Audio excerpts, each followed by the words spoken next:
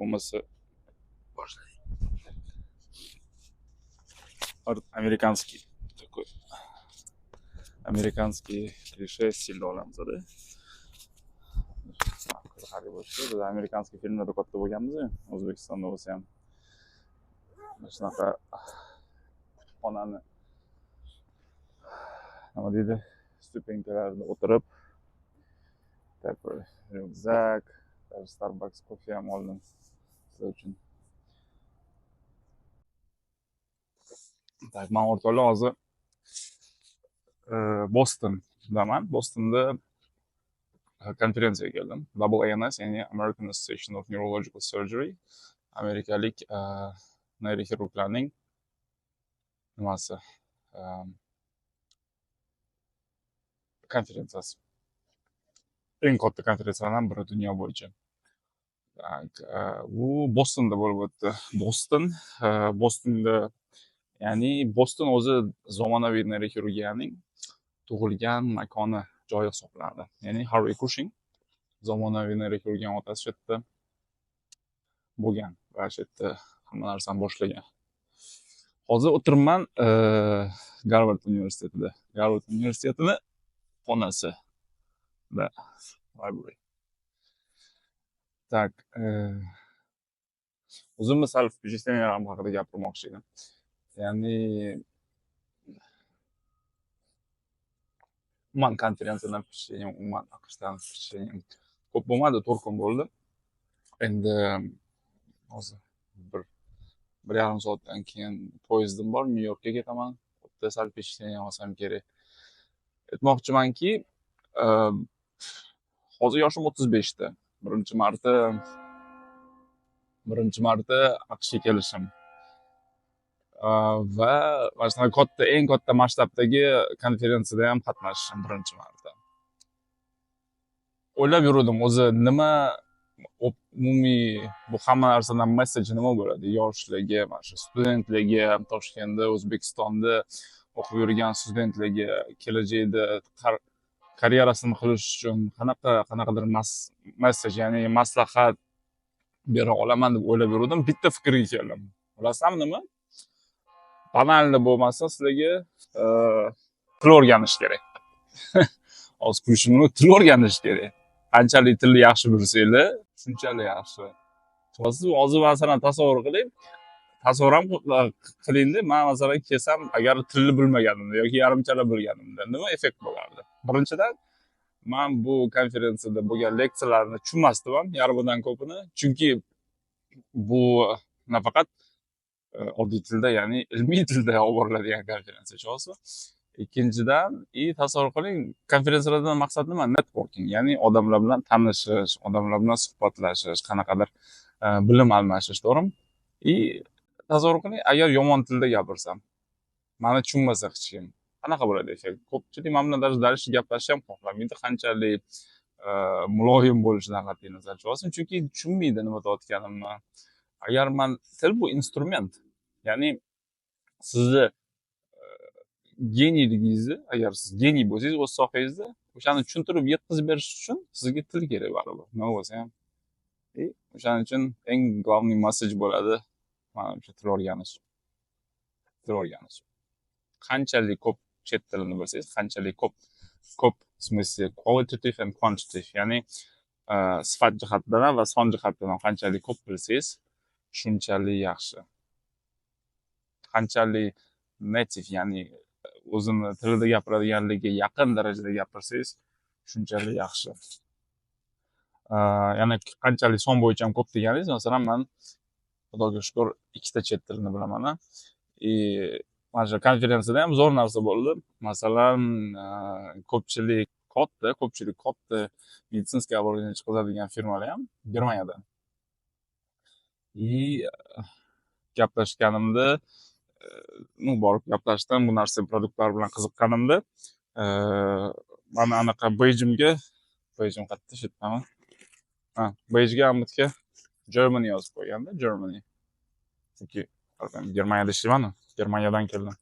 O'shaning uchun Germany yozib qo'ygan va ko'pchilik yuzim nemis emas. O'shaning uchun siz o'z podozreniya qila olmaydiz. Kelib, siz Germaniyadanmisiz? Ha, desam, keyin nemischa ham gapirasizmi? Dedi, albatta gapiraman. Keyin дальше suhbat nemischaga ketdi. Даже o'sha Brain Lab degan eng katta nimada, oti nima edi? Kompaniya именно neyroxirurgiya yo'nalishi bo'yicha оборудование chiqaradigan. Oddiy men представитель bilan gaplashib turdim. Keyin o'sha chetga o'tganimdan keyin даже CEOsi keldi. Nemis, Münchenda joylashgan kompaniya CEOsi keldi, eng kattasi kelib, gaplashib, o'zini tanishtirib, nemis tilida, ishonasizmi? Keyin juda ham yaxshi suhbat qildik. Nimalarga qiziqishim, men aytdim, ularning produktlari haqida o'zim fikrlarimni bildirdim. Masalan, juda ham zo'r, masalan, aytdim, hozir 2 kun oldin kelishimdan oldin shunaqa operatsiya bo'lganda, как раз mana shu produktlar yetishmayotdi deb bizga keldim. Chunki ular Instagramda qo'ydim-ku, navigatsiyani yangi turi, ya'ni sonografiya bilan MRTni fusion qiladi и adaptatsiya qilib berishi mumkin даже operatsiya paytida, ya'ni opqil olib tashlaganingizdan keyin yangi anatomiyaga moslashtirib beradi, ishonasizmi? Men aytmoqchi, genialniy sposob, zo'r narsa ishlatilishi juda ham zo'r bo'ladi. Ishqilib aytmoqchimanki, agar shu tilni bilmaganimda, men agar nemis tilini bilmaganimda ham, menga menimcha CEO kelib men bilan gaplashmagan bo'lardi. To'g'rimi? Chunki nima? Qanaqadir darajada o'zini simpatiyasi bor. Chunki baribir Germaniyalik, nemis kompaniyasi, nemislar o'zini simpatiyasi bor, ya'ni ularni o'zligini ona tilida gaplashishga, o'zini ona tilida qanaqadir targ'ibot qilishga Amerikada turib, ishonasizmi?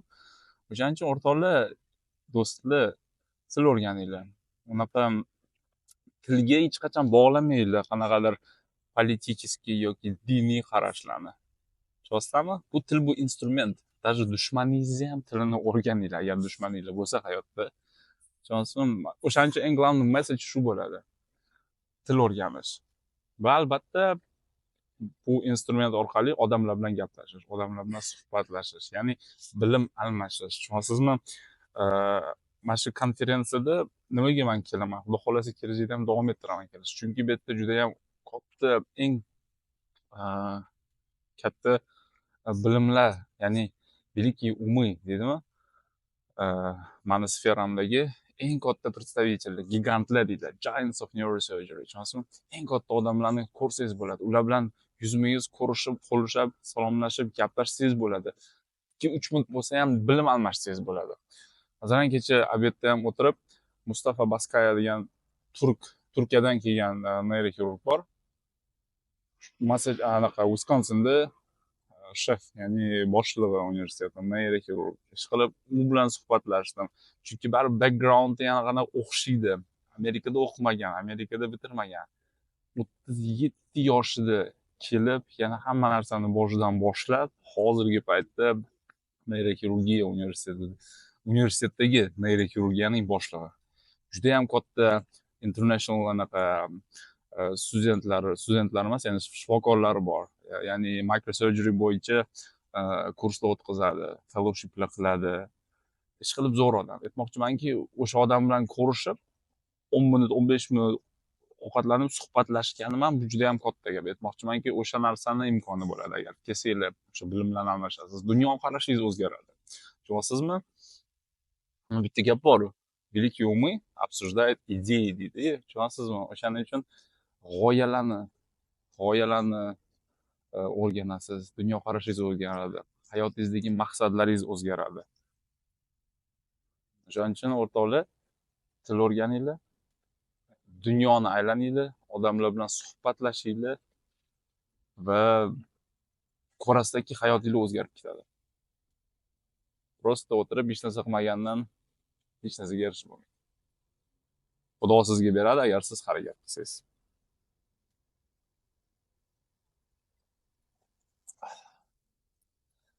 Soat 10 kam 9 bo'ldi. Bitta оживление bo'ldi jo'dam. Soat 8dan kelib olgandim, hech kim yo'q edi. 7:30-8da. Endi sal-sal uyg'onishyapti. Ishqilib o'rtoqlar, men shu gaplarni sizga aytmoqchi edim. Endi borib bitta futbolka bilan yoki ikkita futbolka bilan bitta kepka olamiz. Chunki magazinni soat 9da ochilgan, hozir 5 minutdan keyin ochiladi. Keyin shu bilan Nyu-Yorkka otlanamiz poyezdda. Garvard universiteti.